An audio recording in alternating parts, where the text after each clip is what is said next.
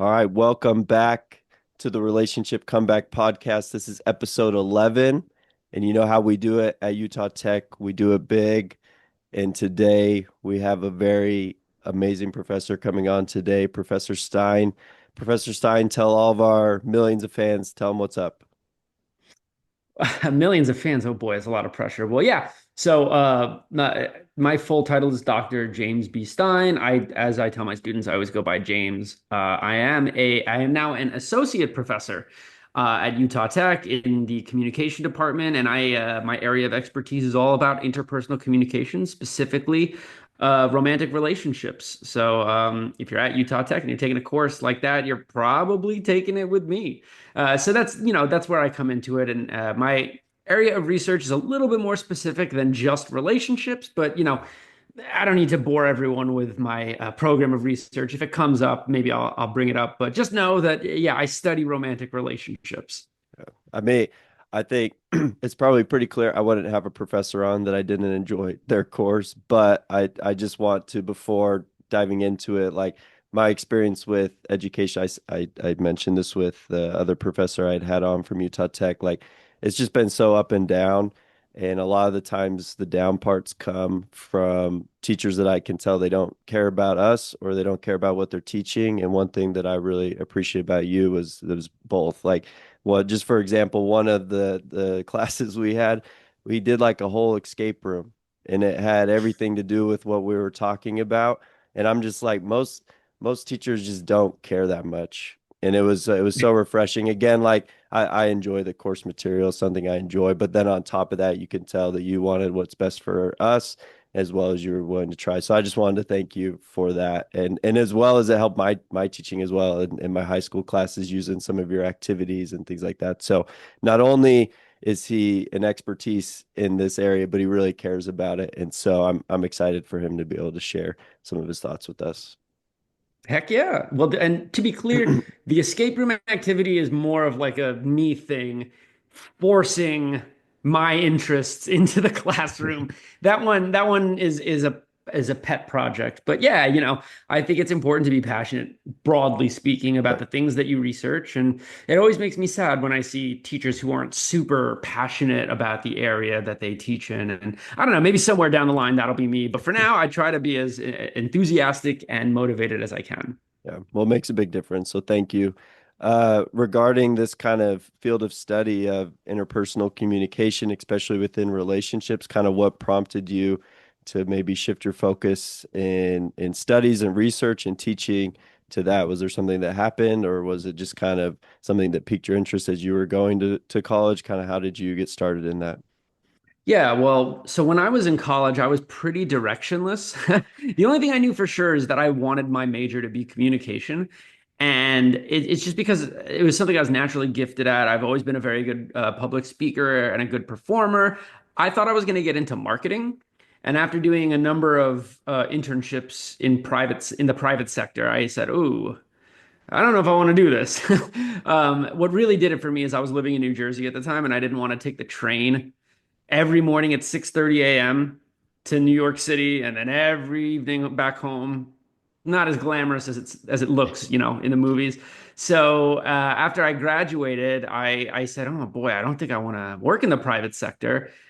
What am I good at? Like, what are my skills?" And I realized that, like, I looked at my GPA and I was like, "Well, I'm a C student, but I'm an A student in my major, so maybe I'm good at that." And next thing you know, I was in a master's program, and then next thing after that, I'm flying to Arizona to go get my PhD, and then all of a sudden, I'm living here in Utah, and it's just been a pretty wild ride. It happened kind of quick, but there was never really any one. There were a few big moments, right, that like pulled me in the direction that I ended up going in. A few really good professors who I was like, "Oh yeah, I want to emulate this person," but I didn't have a big calling to teach until I was about to start doing it. And then I realized, oh yeah, this is something that I'm good at. But like I said, it's all about like, anyone can teach, but like to Mhm. really like deliver information and help students, you got to care about the subject matter. And romantic relationships have always interested me. I've personally been in a number of them, some good, some bad. Congratulations. I don't Yeah. know what that's like, so no, I'm just kidding. Yeah, the thing is like as you go through them, some are good and you're like, wow, that was amazing. And then some are bad and you're like, I wish I hadn't done that. Right. And so that was kind of the initial pull. And then when I started taking classes about interpersonal communication at the upper division level, I saw my life kind of connected to all of these theories and concepts and terms. I was like, oh my God, this is so relatable. And it just clicked for me. It just fit. So yeah, I kind of fell into it. But that's kind of how it happens sometimes. That's at least for me, that's why I started going to Utah Tech for business, and I'm just Hmm. like going to these classes. I'm like, I'm just checking boxes here. Again, like communications, it's not like a rigorous like education path where you have to just like memorize crazy amounts of things. But so I think I did enjoy that, but like I'm also like I can actually see how this is interconnected into my actual life, and I felt like it was actually helping me. I always like to ask people this, not just like how did you get into it, but why do you continue to stay in it? Because I think those two questions might be a little bit different. So why do you continue to do it? Like you said, like, oh, I'm able to help students, but like day in and day out, why are you still motivated to stay in this field of study and help people in this manner? That's a really good question. I mean, aside from the obvious answer of like I need money, right? And I need to like support myself. I have some friends who left the profession of professing and got into the private sector, and they make a lot more money. Me personally, I'm fortunate enough that like, I don't have a lot of student debt, for example, and so I'm not panicked about money. And I stay because it gives me great work-life balance. And it gives me a good sense of community, as somebody who's not from Utah, right? I moved here after moving to Arizona from New Jersey. At the very least, you know what I mean? I can connect with my students and my colleagues at the professional level. And that gives me like a real sense of purpose. When I, for example, when I have a student who reaches out to me and says, "Hey, I'm doing a podcast now, and like, your class really resonated with me, and I'd love to have you on." Like to me, like that's what keeps me doing Mhm. it. Or I'll get an email from a student and they'll be like, "You don't know me, but I was your student like 4 or 5 years ago, and here's how I took what you did and I like made a career out of it." And like I don't get that very often, but when I do, it's very encouraging and it just makes me remember that like, what we're doing here is not just distilling information, but like changing lives and helping people. So that's what keeps me going, I guess. Yeah. No, that's one of my favorite things about teaching is again, like you don't get the big, celebrations, like look at all you've done, but every once in a while there will be those moments where someone's like, "Hey, you really helped me." And I don't think there's a much more meaningful job than teaching if you're doing it right because I mean, you spend more time with those kids or those students than probably anyone. Like if you're in college, you're going to that class for 60 to 90 minutes 2 or 3 times a week, or like for me in high school these kids are there for an hour every other day, like you're spending a lot of time with these kids. If you're doing it right, it should be very meaningful. So I think that's definitely a reason to stay in it. So now we're going to get the chance to maybe hear some of James's, I won't call you Professor or Dr. Stein, but James's wisdom here. To me it kind of feels like if more young adults could understand nonverbal communication and some of the elements there, it would probably make early on dating communication, which is kind of what I want to talk about today, a little bit easier. To me, it seems a little bit like a superpower. Like if you can really understand people's body language, tone, vocalics, all those type of things, like it's going to make your ability to read people in situations a whole lot easier instead of just getting frustrated. So I'd be curious, or like, how does understanding that impact somebody's ability to communicate early on in dating?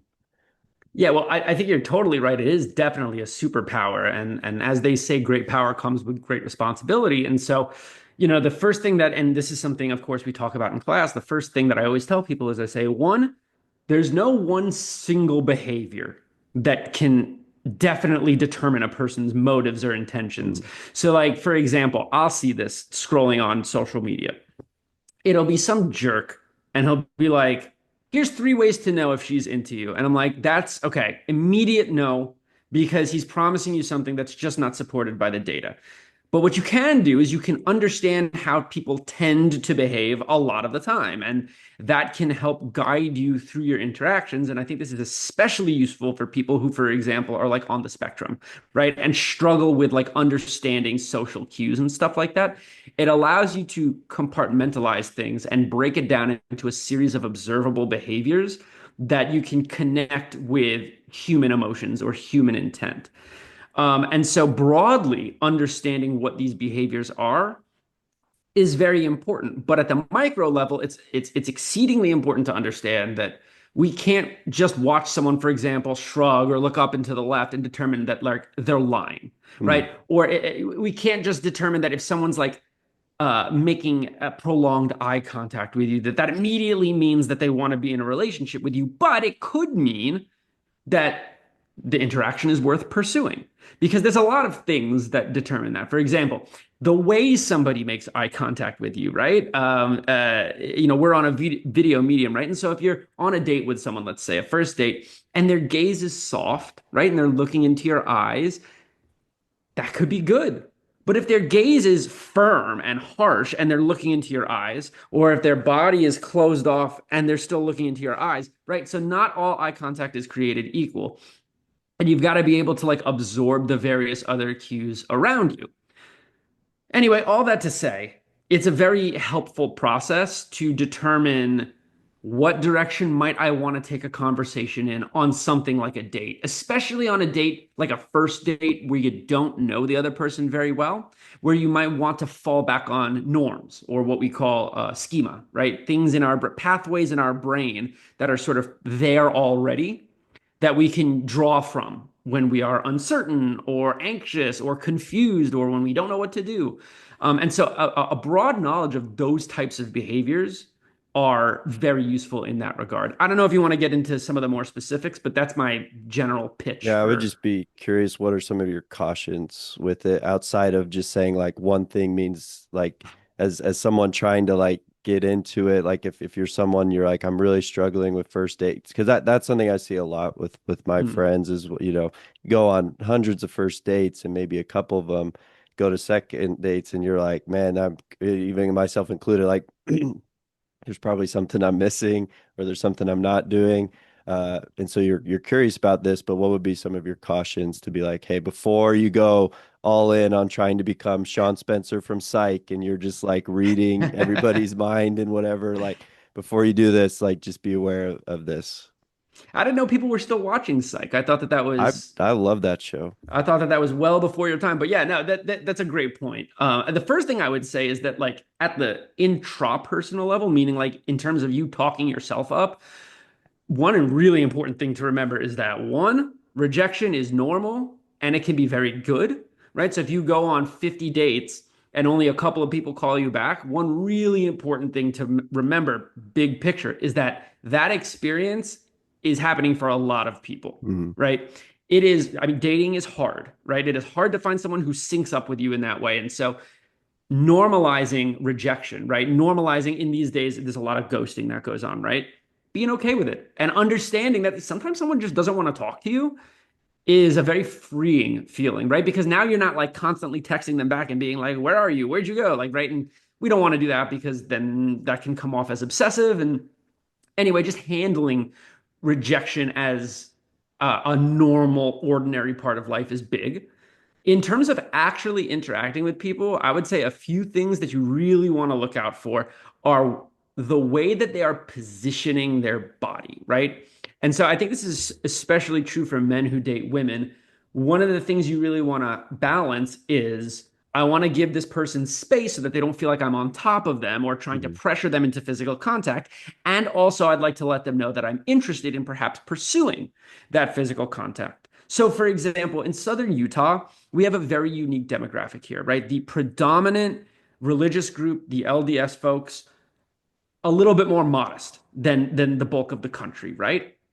And so even if you're, if you're in the church, if you're out of the church, if you're a newcomer, if you don't know, right, you can use that as a default. And so you can ask somebody simply, what is your faith? If you, for example, if you met this person on Mutual, you already know, Right. right? So you already know that this person's probably going to be a little bit more modest from a physical contact perspective. And you can use that to guide your interaction so that you're not trying to, like, touch their thigh or put your arm around them or give them a kiss. They might not be ready for that on something like a first date. Whereas if you met somebody on, I don't know, Tinder, and they indicate that they're not part of the church, they might be a little bit more open to physical contact. And so what you can see here is we're using my personal favorite channel, the environment, right? We can make those assumptions without actually having to attempt to engage physically with this person. So what we're doing there is we're saving a little bit of our face, right? We're not threatening our social standing. We're making assumptions. And sometimes those assumptions pay off, and sometimes it presents itself problematically where they're like, well, why didn't you go in for a kiss? And that's when you can say, oh, well, I just wanted to respect, I thought that maybe he would be a little bit more modest. And that could be a little awkward, but it's better than, for example, initiating that contact and experiencing face-to-face rejection, which can be very threatening. So the use of environment, the use of context clues is an overlooked channel of nonverbal communication. People focus so much on what are they like, what's their eye contact like, what's the tone of their voice, are they shifting closer or further away from me? A lot of those questions can be answered, or can at least get a partial answer from what are the contextual elements of this interaction? What do I know about this person that might indicate how they're behaving? And the more you learn about someone, the better you can assume or make sense of their behaviors. And so that's one thing to always look out for, that environmental cue. We often take it for granted, and we got to be sure. Oh, and I'll just put a little caveat on that. You may remember this from class. One thing I always ask in my nonverbal class is, hey, who would be up to go for a hike on a first date? Do you remember what happened when I asked your class that question? I don't remember, but at least for me, I would hate it. But So what happens usually is some people just don't like it, so they don't raise their hand. But there's usually a gender divide. The men will raise their hand and the women will not. And then I'll say, why do we see that divide? And a woman will raise her hand and say, I don't know if I'm safe with this person. So, for example, that issue of safety is something that women have to think about that men don't have to think about. right. And as a result, sure, maybe if she suggests a hike on the first date, great. But if you suggest that, you're bungling that environmental cue, because now you're putting her in a situation where she has to say yes or no to an extended alone time, right, with someone who she's never met before, and that can be potentially dangerous. And so being aware of those environmental cues, I think, is a big potential pitfall that a lot of people just miss and then don't even think about. So what I'm hearing is do as much social media stalking as you can before the date to get as much environmental cues as you can to be able to help you out a little bit of where they're coming from. But I'm mostly joking, but a little bit it could be like trying to pick up on those. As far as maybe like you had mentioned, body language, tone, vocalics, what are some things to look for on a first date? Like if someone wants to start like implementing this, or even yourself, like trying to admit, positive, like, hey, I'm having a good time, or things like that. How do we start to become more aware of this and use it to our advantage so that we're able to better communicate, even if it's not with our words? Yeah, well, one thing you can always do is practice a sunny disposition. Stay positive, right, throughout the entire date. I've been on dates with people who I think they would have rather been on a date with a walking corpse. But I'm not going to let that ruin my time, right? I'm still going out on this date. I've offered to, pay for this experience. So I'm going to have fun with it, right? So I'm going to ask questions. I'm going to smile. I'm going to make that eye contact. And sometimes 10 minutes into a date, you can tell this person's just not feeling you. And so then you can shift into a more platonic situation, enjoy the experience, and then leave. But the way that you can determine that is primarily by listening to the way that they talk, right? Examining their vocalic tendencies. What is their inflection like, right?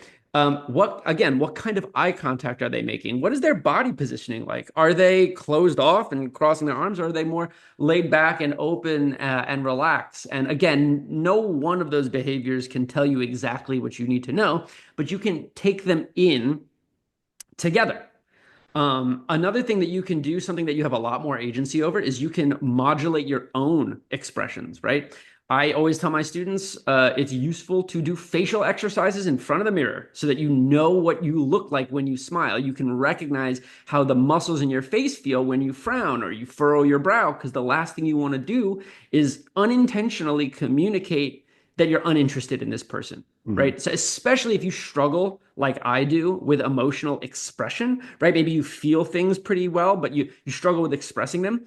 Doing something like facial exercises in the mirror can get you used to expressing something. And then when you're on a date, you can communicate your joy, your happiness, your playfulness in a way that is more noticeable, and that can be that can put people at ease. It can make people feel a little bit more comfortable, and it can let people know that you're enjoying the time that you're spending with them. And that's something again that's in your control. Something as simple as modulating your facial expressions and modulating your tone of voice so that you look and sound like you want to be there. And then, people tend to react to that in good ways. Right. Well, and I think there's just a lot of nerves associated with first dates. And so any of those expressions are probably already going to be tempered down a little bit because you don't want to be like overly expressive and that might come across as uninterested. I think for me, I have a very like monotone voice. And I think potentially at times it comes across as I'm not interested. And I'm just like, no, this is just like how I talk. And so, like you're saying, trying to be more aware of like, all right, I want to try and express if I am having a good time, that I am having a good time, whether it's by smiling, whether it's by, and maybe you have to over accentuate it a little bit because you are, maybe a little nervous or maybe it's not totally natural, but you're like in a situation where there's, you're on a date for an hour or two. There's only so much communication. What can I do to make sure I'm portraying that I am interested? Or what can I do to make sure that I'm portraying that I am having a good time? Yeah, yeah, and like, sometimes that means verbally stating it, right? Mhm. Uh if especially if you struggle with expressiveness, like a lot of folks do. So yeah, that could be a very, very useful tool in your toolkit to like explicitly remind the person that you're having a good time. And then, like you said, that'll take some of the burden off of your physical arousal. One thing I always talk about when I teach public speaking is speaker's energy, right? A lot of people don't like public speaking. They get nervous, they start sweating, their heart rate increases. But those are all things that happen when you're having a good time too. For example, if you're playing your favorite sport, you're sweating, you're nervous because, I don't know, maybe there's a big shot coming up, your heart is racing, but you're having a good time, right? And so if you can recognize these physical cues and transform them into a positive, it takes work, right? You got to practice at it. Mhm. But then something like a first date, you get excited for it, right? The heart starts pumping, and instead of saying, "Oh my God, I'm so nervous, I'm gonna blow it," you say, "I'm so excited to meet a new person." And I don't want to come off as like, oh, manifesting or like, grind setting my way into a good, successful first date, but like there's a lot to be said about things like self-talk and taking those nonverbal physical signs in yourself that you're noticing and transforming them into a positive rather than a negative. The blend between the brain and the body's physical reaction is very copacetic. It's very they're very intertwined with each other, and so you got to train them both at the same time, and it just takes practice. Right. No, I remember I had a buddy tell me, he's like, if you like break down the feelings of when you're anxious versus when you're excited, he's like, it's very similar, or Yeah. maybe not anxious, but maybe more nervous. But he's just like, it's so similar. And in my mind, I was like, they basically are kind of the same thing. It's just how your brain is labeling them. And for Yep. me, that was Exactly. super helpful to be like, okay, if I am feeling nervous, it probably just means I'm a little bit excited for what's ever going on, or there's something important happening. There's a lot of meaning here, and trying to shift that a little bit, I think was super helpful. So I think it's important to uh, distinguish those two or help you understand they're maybe not as different as we think they are. Kind of getting into our next point here. What are some of the pitfalls you see young adults falling into as far as their communication patterns go? Especially early on in dating, like I had sent a few examples of like texting too much before the first date, texting too little, not texting enough, like all these different things, ghosting, setting expectations too soon, setting them too late. What are some of these pitfalls that you're like, man, this is really causing issues here, or this is not happening and that's causing issues? What are some of Mhm. the pitfalls you see young adults falling into kind of in this world of difficult dating? Yeah. So one thing I see a lot of is people treating dates like they are a business transaction, right? The transactional approach is great when understanding the theory of human communication, but when you are interacting with other people, it is not usually very successful because people can sense when you're treating things like it's, a negotiation rather than an interaction. And so I'll give a couple of examples. I have seen folks freak out about the cost of a date, right? Most people don't have a ton of money, especially young adults, Mhm. right? College kids, we're all broke, right? I had no money when I was in college. Nobody does, right?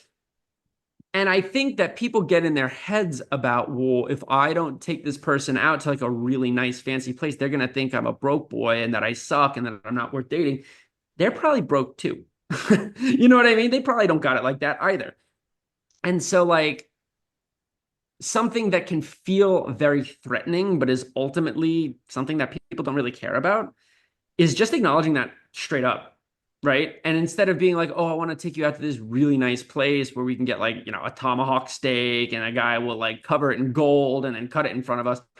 You can just be like, look, I'd really like to like get to know you. Maybe we can get a coffee or a soda or like, indicate like I'm in college. I just don't have that much Mhm. money to spend, but I'm very interested in spending time with you. And I think the lack of focus on material items, shifting that focus to the person will usually go well. Now, some people are going to be like, no, I don't want that. I don't want to date someone who can't spend a lot of money on me. And you know what? That person will probably find someone who spends a lot of money on them, and it just might not be you, right? So, shifting the focus from the things or what is being done to the person, I think is a very important, and that doesn't mean you got to cheap out on every date, right? Mhm. It means focusing on what the person wants, right? Treating them like a human being who has wants and needs and who you're genuinely interested in getting to know. Um, and so that's good because it saves us money, but it also allows you to communicate to this person that I am interested in like learning about you and getting to know you. I don't really care what we're doing as long as we're doing something together.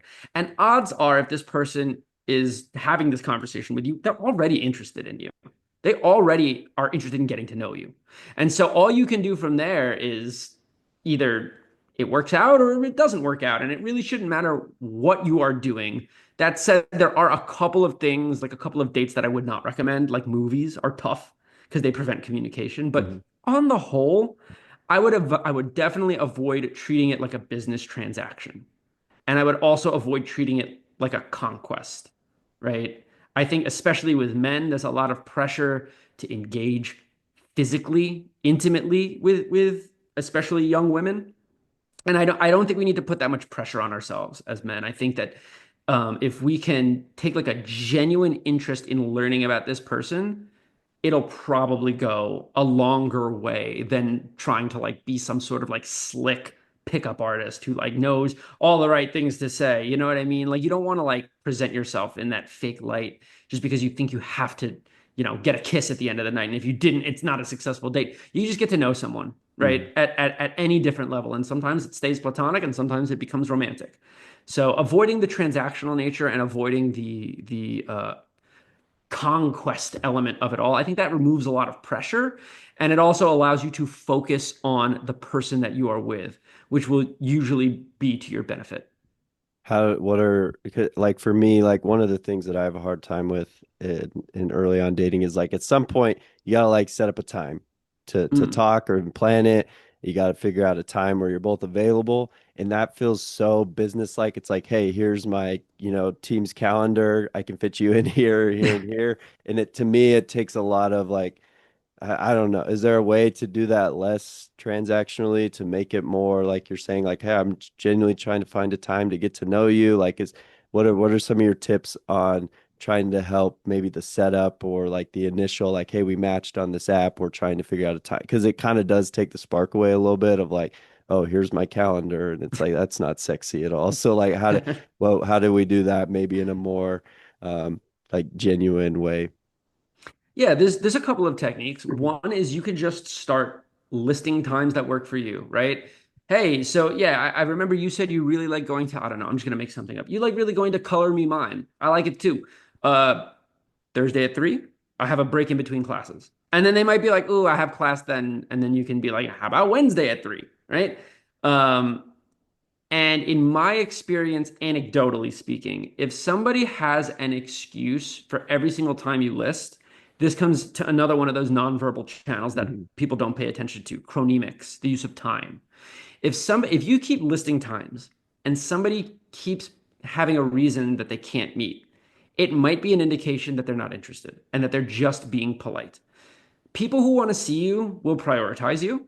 Now, that doesn't mean you should suggest something, and then if they say that doesn't work for me, you should just throw up your hands and say, "Ah, well, I tried," right? I'm talking about looking for patterns, right? If someone cancels a date once or twice or 3 times or 4 times, they're probably not prioritizing you, and that's likely not someone who you should be showing interest in, right? Alternatively, if you suggest a time and they say yes, well, mission accomplished, right? Another thing you can do is you could say, are there any days that are especially good or bad for you, right? This is a little bit more of a vague proposal, right? So you're not saying, here's my schedule, here's my calendar, but you're saying, hey, are there any days that work best for you? And they go, well, you know what? Tuesdays and Thursdays, I got class all day, but everything else is pretty much open. And you say, okay, well, what about Friday afternoon or what about Wednesday evening? And then you can just kind of position them with slightly more vague times because Wednesday evening could mean 5:30 p.m. It could mean 8:30 p.m. And you're giving them a little bit of agency in terms of making a window. And then, of course, it also depends on what you're doing, which is something I like to set up first, right? What are your interests? What's something you'd like to do? You like to hike? I like to hike. Or no, hiking is a bad example. Yeah. Given my advice, okay, you're big on coffee. I'm big on coffee. Have you been to every Feel Love location? And then they go, oh yeah, I've been to the one downtown, and I went to the one on Riverside. And then you go, well, did you know there's one right by Snow Canyon? They go, oh, I did not know that. And you go, we should go, right? That kind of thing where you're focusing on the activity in question. And it's, ideally, again, a low stakes activity, something in public, something that doesn't make someone feel like trapped or confused, not necessarily trying something new. That's more third, fourth date material, right? And so focusing on the activity can present a natural window of time. We're not getting coffee at 10:30 at night, Right. right? We're getting coffee in the afternoon. Uh, so focusing on the activity and then either just proposing a time that works for you and hoping it works for them, or vaguely saying, a day and a window, allowing them the agency to help you make the choice. Those are a couple of strategies. What are your thoughts on texting versus calling? And even like setting up a date or getting to know somebody or even in like kind of second or third dates, kind of what do you think a good balance is between the two? Because I'm just getting more to the point. I don't even want to text people. I'm just going to call. But like that's a lot of pressure. So what are your thoughts on those two and kind of balancing those? I would always ask. I would say one of the first things I would ask is, are you a texter or are you a caller? And I would just, especially when getting to know someone, meet them where they're at, right? Make it easier on them. I personally, I'm a texter, right? And I have in the past dated people who were phone callers. And that's all right with me. I don't mind as long as I'm not busy, right? So if I'm driving from here to Vegas, well, that's perfect. Okay, call you up real quick, say hi. Um, I would ask them, and then I would resist the urge to play that texting game that everybody plays, where you text them and then it takes them 2.5 hours to text you back, and you're like, okay, now how long do I wait? You could just text someone back, right? Maybe not immediately after, right? Maybe wait a good few minutes, but like resisting that urge will one, communicate to them that you care about them, that you're prioritizing them. If they go 3, 4 hours and text you back and you hit them back 15 minutes later, it means you're paying attention to what they're saying and you care about them. And if you're just consistent with that every time, or maybe you're gone away from your phone for a couple of hours, just not thinking about it too much. I hate that game, right? Show this person that you prioritize them by not making them wait forever to receive your text messages. Um, but yeah, I would certainly see where they're at and just match them, right? Or mimic them. Mirroring is what we would call it in nonverbal communication. Mirror their efforts. Yeah, well, I think like you're saying, almost try and take the path of least resistance. At least for me, like anytime there's some form of resistance, it seems like, especially if you're meeting on apps, like because there's Mhm. just such low commitment levels on those apps. And so if there's any type of resistance, I'm just like, it's probably not happening. And so you're like you're saying is trying to get rid of those barriers to that resistance to allow a successful date to happen. Kind of before we move to the next point, what do we do about ghosting? That's to me, that's like a huge pitfall that I see. And maybe not that it's a right or wrong thing happening, but it is something that is happening in the dating world that is causing a lot of hurt. It's causing a lot of burnout. It's causing a lot of, people going to therapy. So what are your just overall thoughts on this and maybe just things to be aware of or just your opinion on where we're headed with it? Yeah, I mean, look, ghosting happens, right? It is a result of what we call the disinhibition effect, which is broadly sometimes people just act differently online than they do in person. I've been ghosted back when I was in my prime dating, and I have ghosted other people, which is not something I'm proud of, but sometimes it has to be that way. This comes back to normalizing rejection, I think. Yeah, if someone ghosts you, fuck them. You know what I mean? Um, it is what it is. I have been ghosted, and then they've showed up 3 days later and been like, sorry, I was really busy. And I'm like, cool, I'm still down to go out if you are. And then sometimes they'll say yes, and then sometimes they'll ghost again. And I'm like, all right, then that's that. Um, just understanding that that is a part of dating, I think goes a long way because the last thing we want to do is take it personally. Usually we're not getting ghosted because of something we did wrong. It's usually a decision that another person is making, right? So that's the step number one. Mhm. And step number two is this is probably going to sound backward, but I would say leave room for ghosting. Allow it to happen. Sometimes people ghost because they got their own trauma going on and they feel unsafe talking to certain people. And it's nothing in your control and they just need to do it for themselves, right? So, this is another thing I would recommend when you, let's say, you meet someone on a dating app, ask them what medium, what channel they'd prefer to communicate through. Hey, would you prefer to keep talking here, or would you like to text on Snapchat? Would you like to text via SMS? Right? I can give you my number if you'd like. And I think again, especially with men, there is this weird stereotype where we are supposed to ask women for their number. But if you offer up your number instead, you give them the freedom to say, "Oh, I'd rather chat here," or "Oh, I'd rather go through Snapchat or whatever." Mhm. Um, One thing you can do is do the first date rule, which is we talk through the app until we've met in person. And you can tell someone like, "Hey, I'd like to keep talking to you. I don't feel comfortable giving out my number until I've met someone in person. So would you like to meet up in person?" Right? And that can be an avenue into getting something like a date. But in terms of ghosting, it just happens. You know what I mean? You could spend all day and night trying to figure out why someone ghosted you. And at the end of the day, it's probably not worth your time. You're probably better off moving on to someone who will pay attention to you and prioritize you. This is once again the importance of chronemics. How are you going to spend your time? Do you want to ruminate over somebody who hasn't texted you back in a week? Or do you want to move on to the next person who maybe seems a little bit more interested in you? These are questions that are worth asking.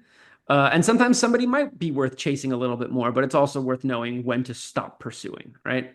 So ghosting happens. It sucks. Nobody likes it, but it is simply a part of modern dating. And if we can normalize it and get used to it, we won't take it as personally. And then, in all likelihood, we won't be as offended when it happens to us. And we won't feel as guilty when we do it to other people. Right. Well, I think, and I don't know the proper way to phrase this, but like I'm almost at the point, I'm just gonna put it on, my dating profile. Like I'm really into chronemics. Like show me like that, like I want your time or your whatever. Like to me, that seems like a huge part of like of nonverbal communication is like where are their efforts showing, where are they putting their time, and I think that ghosting, like you're saying, if that's happening, then you're getting all worked up over it. Causes you to misuse your time and you're spending Mhm. it in a place where it's probably not super helpful or healthy. So I might Yeah. use that one. Back when I was in my mid 20s and I was on Tinder, I had in my profile at one point, quote unquote, I'm a fast texter, just to let people know I reply fast. You know what I mean? And I don't know if that like worked in terms of dating, but yeah, letting people know your tendencies works, right? Like saying like, hey, just so you know, like I'm an iPad baby, my fault. Like, you know what I mean? Like I will see your text and I will text you back. You can take as long as you need to text me back and I won't be offended. Even stating something like that explicitly can help put people at ease. And I think that this is another one of those things that's worth prioritizing, putting people at ease. Again, especially if you're a man who dates women, you know what I mean? Saying things like, well, I'd love to go out, like, I'd love to go out on a hike, but one thing I want to do is make sure you feel comfortable. Hmm. And so whatever you want to do is good with me. Openly and explicitly stating that your primary objective is to make this person feel comfortable or safe or you know what I mean? Like not putting pressure on them, that goes a long way, right?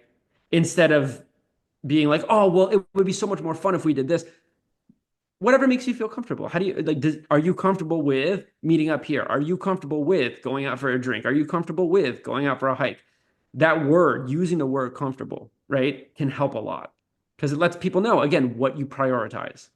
Are there any expectations that you would avoid setting too early on? They maybe even just in like relationship settings, or you're like, we should do more of this. Like you're saying, setting expectations of I want to make sure, especially as a man, like I want to make sure you feel comfortable. I want to make sure you feel safe. I think that's a great tip.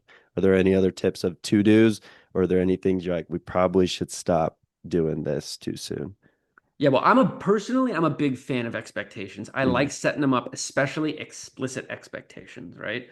Um, this is why in my classes, I tell my students on every single syllabus, here are things that you can expect of me, and here are some things I expect from you.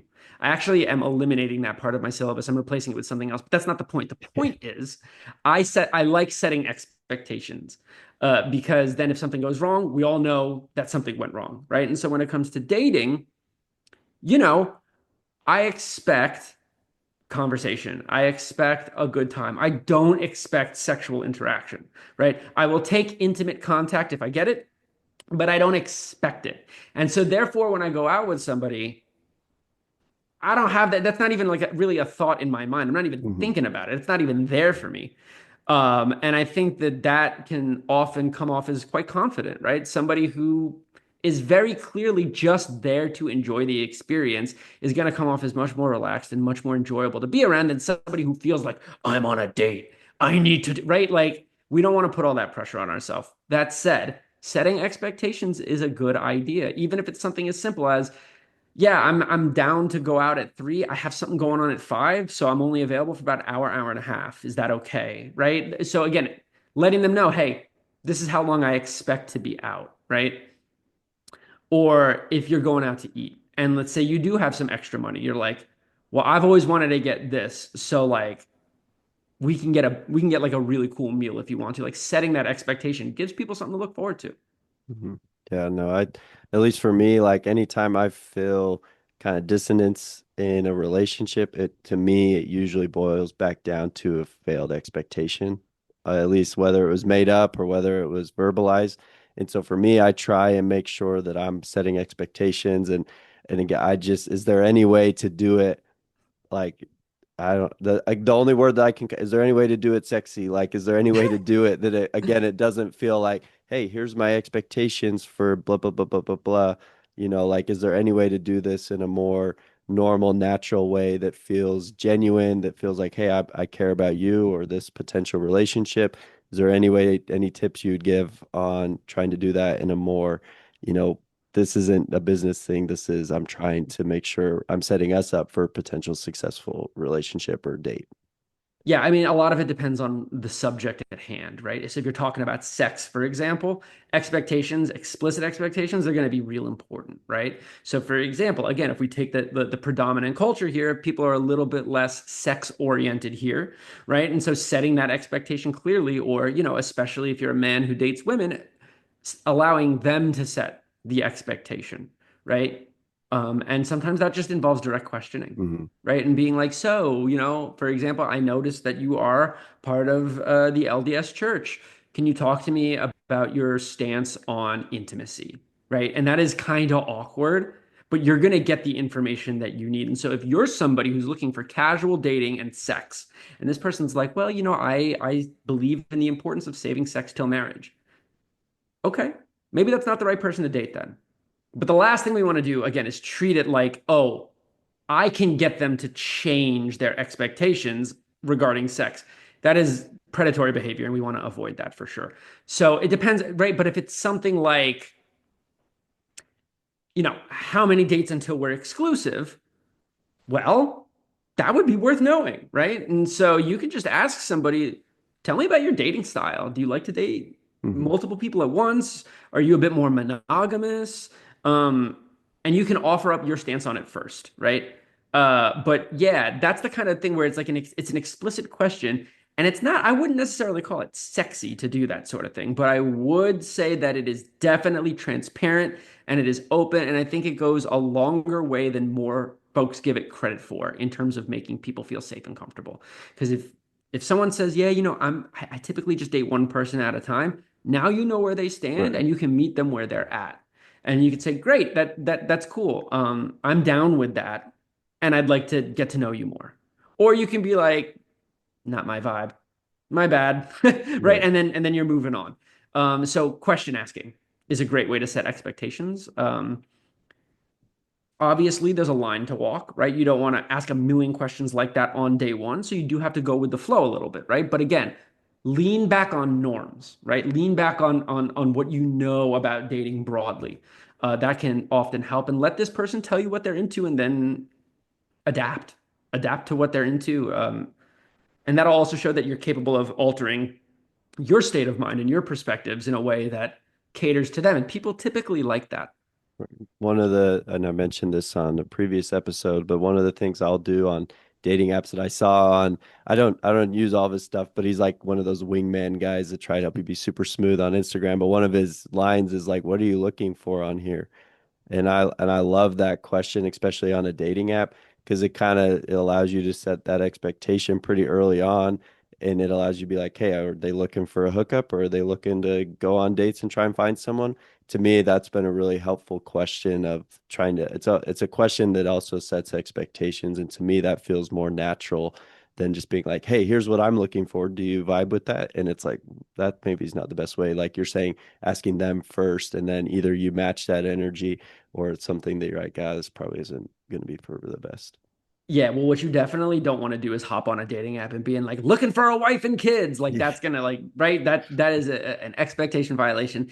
And then on the other end, unfortunately, the specific phrase "what are you looking for," I think can sometimes come off as, I don't want to say desperate, but it can come off as the type of person who's trying to get a very specific answer. Mm. So I like the question. I think that you might want to modulate the word choice a little bit to something that is more playful, right? And so instead of saying, well, what are you looking for? You could say, tell me about your dating style, right?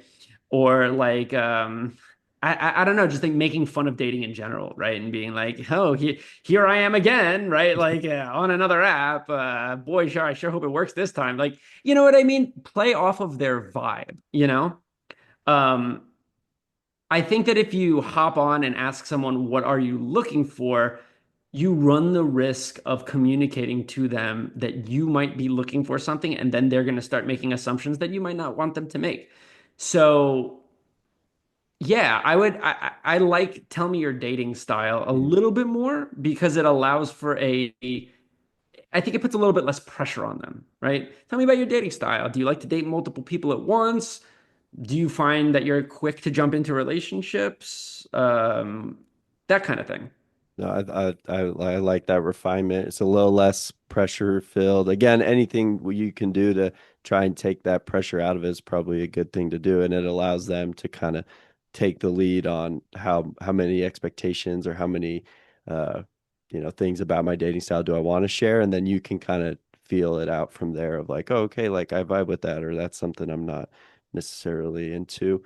Kind of wrapping up, what are for in your expertise and all of your years of studying and especially I think you bring a unique perspective because you spend so much time with kids that are young single adults and you're just like constantly in the weeds with them. And I'm sure you have kids stay after and talk to you about stuff. And so like you kind I of get it. know, Let me tell you something. I get that a lot less here than I did in Arizona. I used to have really. students walking into my office hours when I worked at Arizona State. They would walk into my office hours and they would go, "I'm dating somebody and I don't know how, if it's working out. Can I ask you for your advice?" And then have to be like, "Okay, I'm not a therapist, but if you really want to vent to somebody, I understand healthcare is expensive, so I guess you could." But I don't get that much here, which I'm kind of thankful for because it can be awkward. But yeah, sorry to Oh, interrupt. yeah. So But you I again like the struggles of what's going on as well as you've been in and out of the dating scene yourself in this kind of modern age. And so what do you think we can start doing, especially in a communication,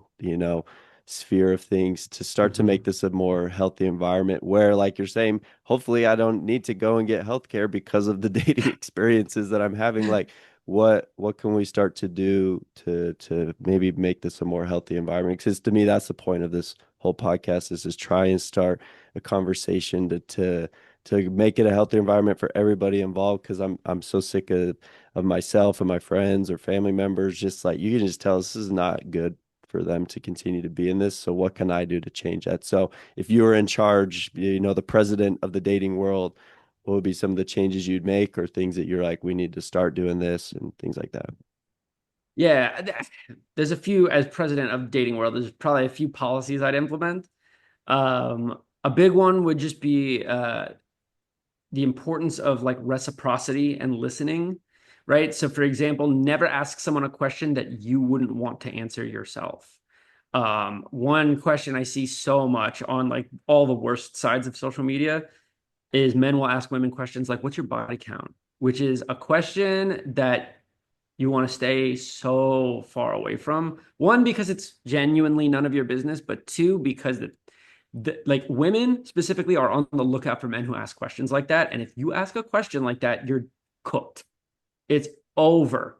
You know what I mean? In 10 minutes, you're done. Hmm. So there are problematic questions that you can ask, specifically asking women about their bodies, that will be harmful. I would avoid asking women questions about their bodies in general and allow them to share information as it comes along. And so again, I would prioritize like the listening and the reciprocity, meeting people where they're at. What do you want to talk about? I can talk about that, right? Um, Policy number two, like we've already talked about, is I would definitely do everything in my power to loosen the pressure and allow a date to just be a date.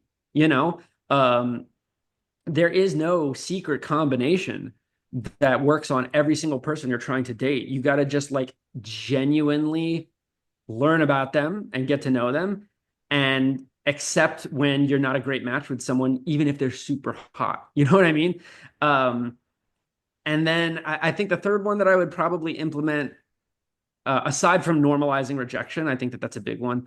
But the third big one that I would implement as it pertains to like fixing dating would be to simply allow dating to be an ordinary experience. I feel like we put it on a pedestal.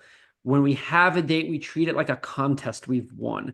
And, if you take my conflict course, you will note that treating things like a competition is great if you're an athlete and pretty much bad in every other scenario.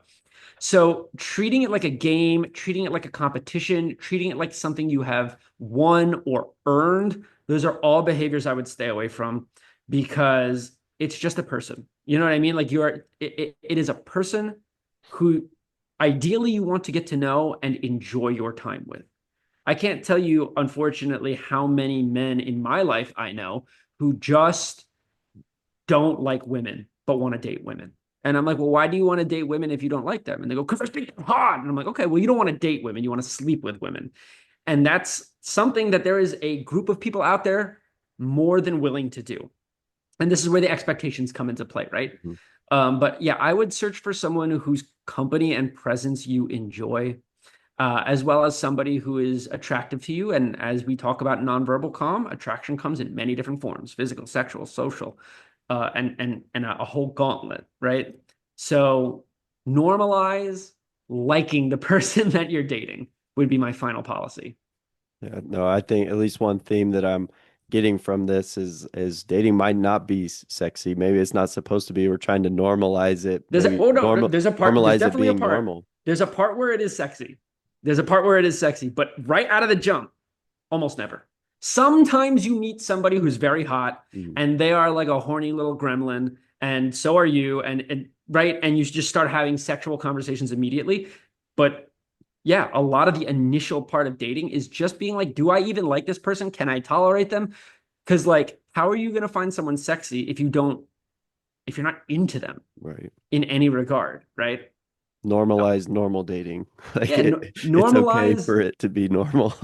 Yeah, it is okay for dating to occur. It is okay for a date to go quote unquote poorly. It is okay to go on a date with someone and not have any physical contact with them. It is okay to go on a date with someone and sleep with them that night, right? Now, if you have personal constraints that prevent you Right. from doing that, that's a different story and that's totally cool too.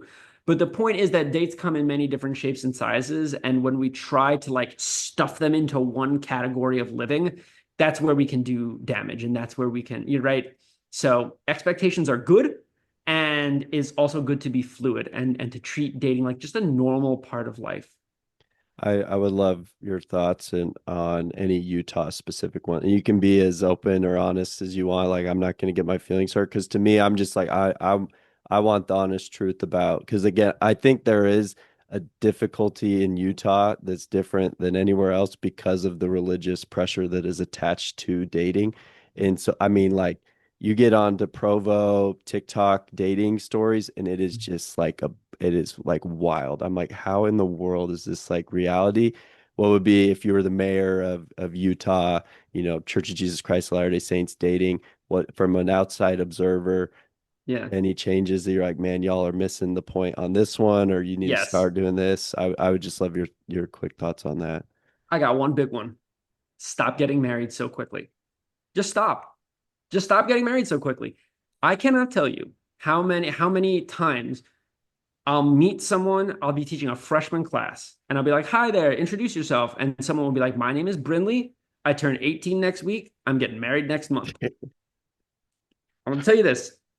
If you have met the love of your life, it does not matter if you marry them tomorrow or in 5 years, Hmm. right? So once you marry somebody, there is now legal documentation. There is like, you need a lawyer to get away from this person. And when you do that at like 18, 19, 20, you're putting yourself at risk, right? So I would say there's absolutely nothing wrong with being monogamous. There's nothing wrong with being in a long-term relationship.